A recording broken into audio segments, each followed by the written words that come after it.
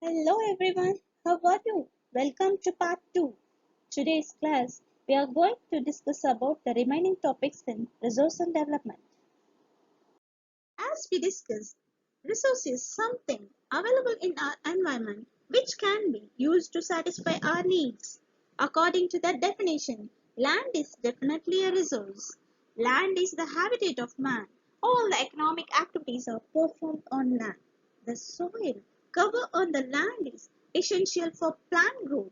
So, land is necessary for agriculture. Land is used to set up industrial units. Roads and railways are built on the land. Commercial activities also require land. Natural vegetation and wildlife are supported by land. Next, land under different relief features in India. India has land under a variety of relief features, namely mountains, plateaus, plains, and islands. Plains 43%, mountains 30%, plateaus 27%. 43% of India's land area is plain. This region is good for agriculture and industry. 30% of the land area is mountains. This region is rich in water resources. Plateaus occupy 27% of the land area.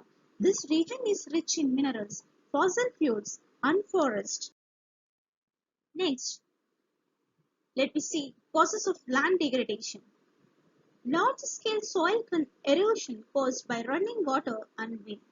Dumping of waste materials from mining centers and industrial units also cause land degradation. Over-irrigation leads to increase in salinity and alkalinity in the soil. Sometimes overgrazing by animals and deforestation by man also cause land degradation. Wastewater from the industrial units pollute the lands.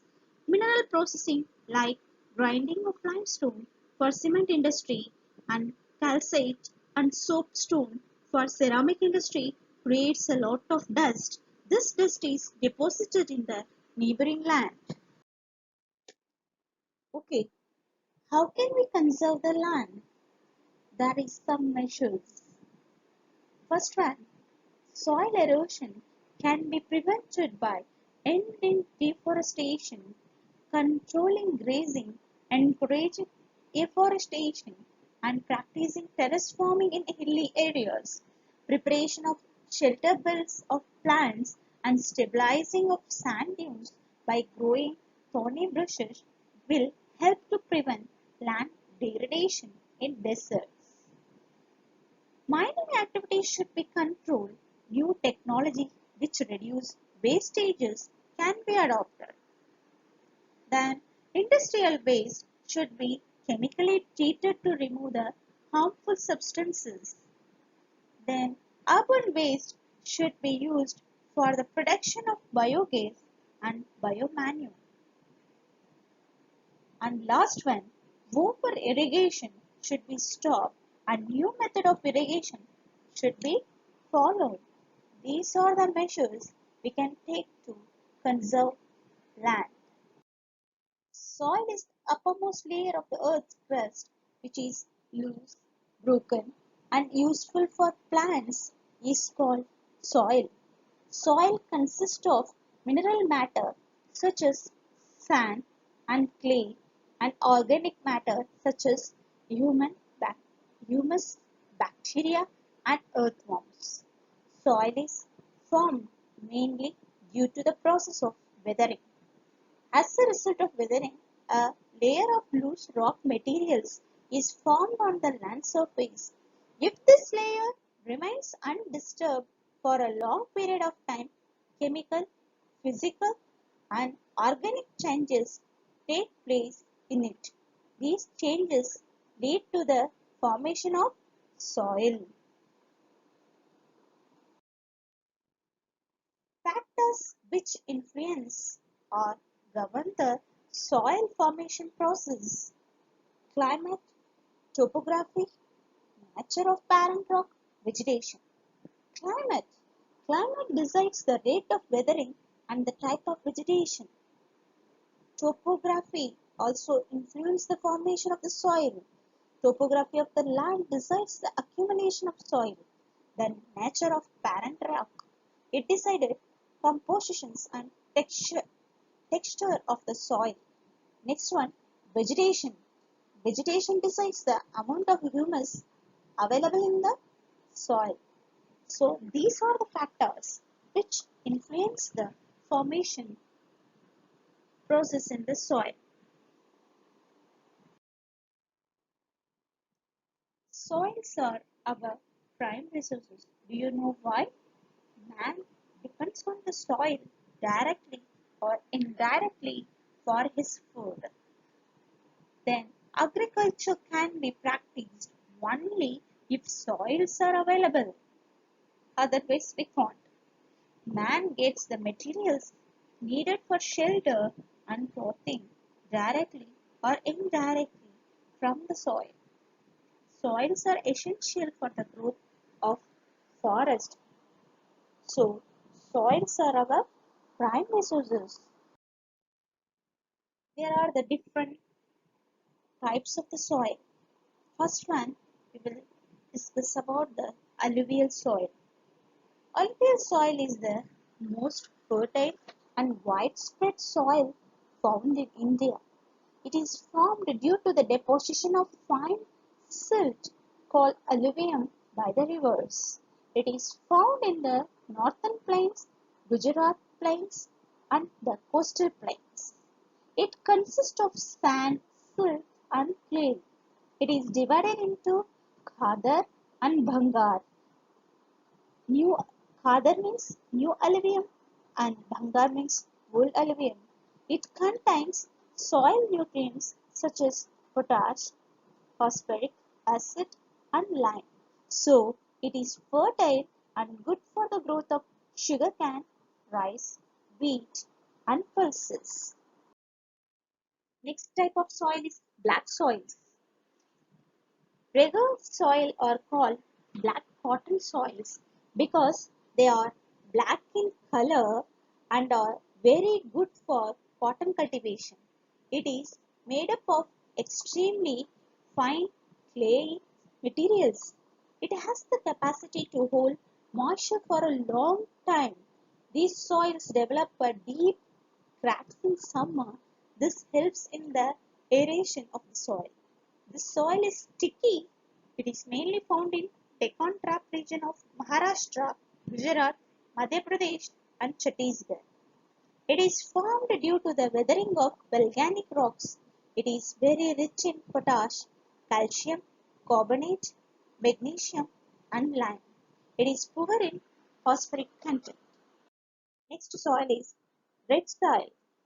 Red soils are formed due to the weathering of crystalline igneous rocks under low rainfall conditions. It is red in color because of the presence of iron in it.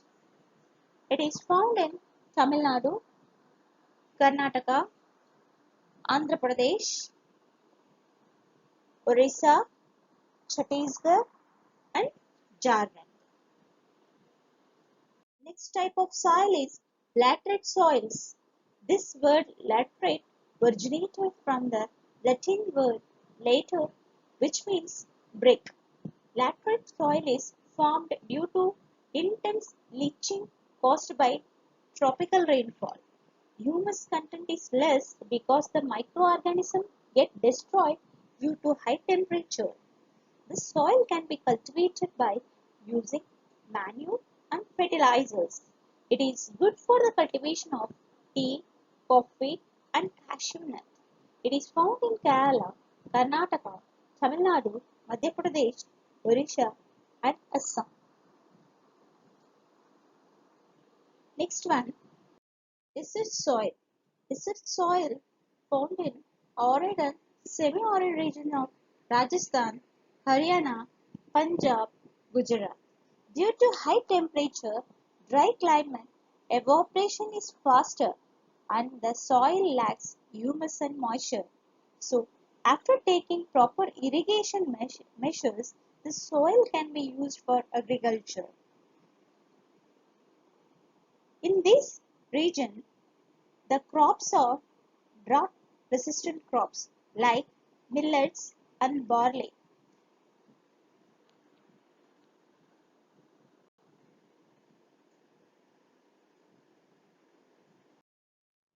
Next type of soil is forest soils.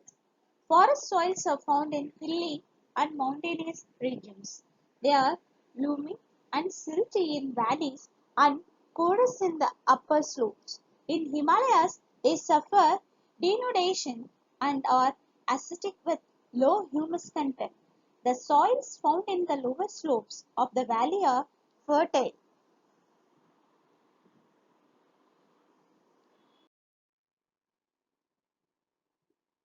Next, soil erosion.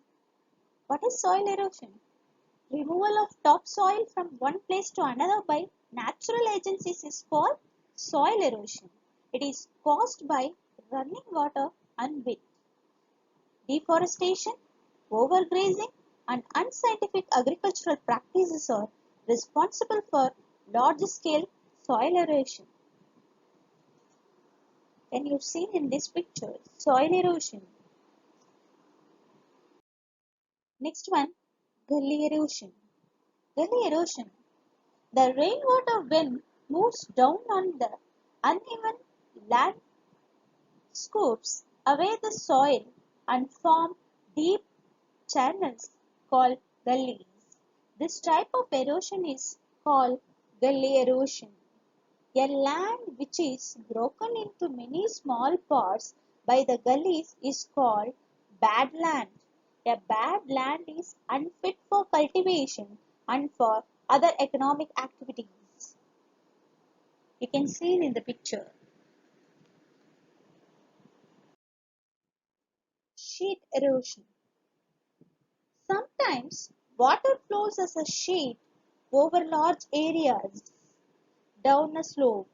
The water takes away the topsoil. This type of erosion is called sheet erosion.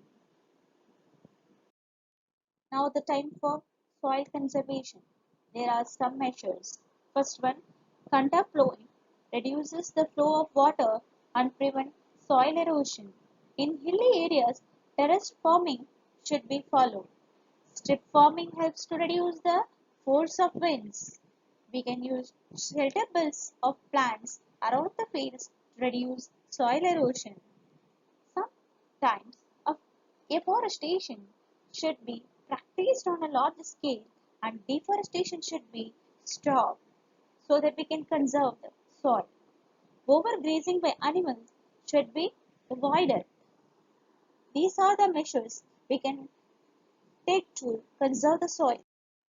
As we discuss about soil conservation measures, we have mentioned contour plowing, strip farming, shelter belts, terrace farming. You should know what is contour plowing, strip farming, shelter belts, terrace farming. Look at the picture. First picture denotes contour plowing. Contour plowing or contour farming is the farming practice of plowing and or planting across a slope following its elevation contour lines. These contour lines create a water break which reduces the formation of rills and gullies during times of heavy water runoff, which is a major cause of soil erosion. Next picture is strip farming. Strip cropping is a method of farming which involves cultivating a field partitioned into long, narrow strips which are alternated in a crop rotation system. Next picture is shelter belts. Shelter belts are rows of trees, usually along fence lines. They are planted mainly to protect animals or crops from cold winds but also to give shade in hot weather. Next picture is terrace farming. Terrace cultivation method of growing crops on sides of hills or mountains by planting on graduated terraces built into the slope. Let's Short recap. Today's session we have discussed about land is a natural resource of utmost importance. It is an asset of a finite magnitude. Therefore, it is important to use judicially. And also we discussed about land utilization, land use pattern in India, causes of land degradation, and land conservation measures, soil as a resource, soil erosion, and soil conservation measures, and classification of soil.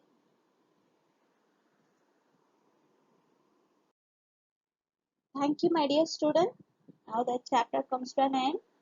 In ninth standard, one page, 10 lines are important. But in 10th standard, each line is very important. So prepare well. We will meet in next topic.